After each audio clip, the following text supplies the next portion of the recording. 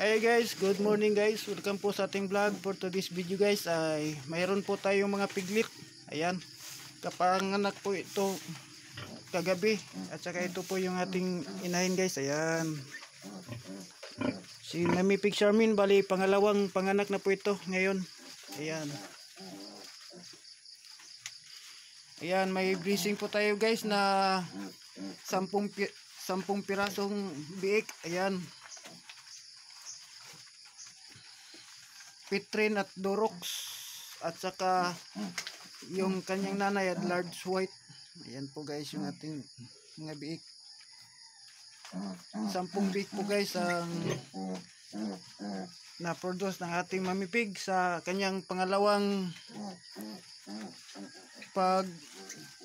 panganak. Ayan po guys yung ating biik. Nilagay ko muna dito at saka dahil kukunan po natin ang pangil at saka buntot. Ayan, ito po yung